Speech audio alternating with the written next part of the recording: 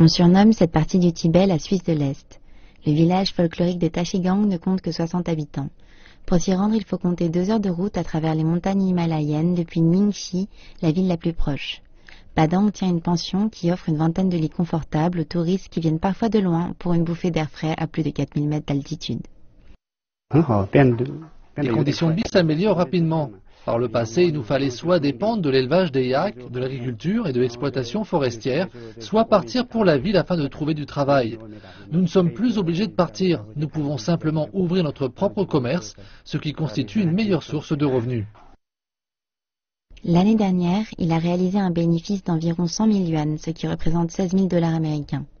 Toutefois, cette année, Badang relève une baisse de régime entre juin et septembre, liée au séisme d'avril dernier qui a ravagé le Népal et touché une grande partie du Tibet. Cette année, les revenus sont plus faibles à cause du séisme au Népal et du mauvais état des routes d'accès. Le Tibet a accueilli un nombre record de touristes en 2014. Selon les estimations officielles, 15,53 millions de voyageurs nationaux et étrangers ont visité la région, ce qui représente une augmentation de 20% par rapport à l'année précédente. La région atteint 17 millions de touristes pour 2015 et les autorités se sont engagées à soutenir les services d'hospitalité locaux et le développement d'entreprises familiales telles que celle de Badang. Le temps peut sembler s'être arrêté ici sur le toit du monde à près de 5000 mètres au-dessus du niveau de la mer. Mais le Tibet, qui fait 2 fois la taille de la France, a connu un taux de croissance à 2 chiffres l'an passé. La croissance économique du Tibet fut l'une des plus fortes de Chine en 2014 avec un taux de 12%.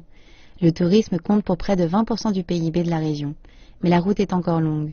On dénombre encore 320 000 personnes, soit 10% de la population régionale vivant sous le seuil de pauvreté.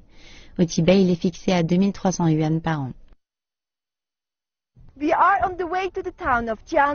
En route vers la ville de Gyantsé, nous faisons escale sur le lac de Yangtze-Yong où la vie des habitants locaux change petit à petit.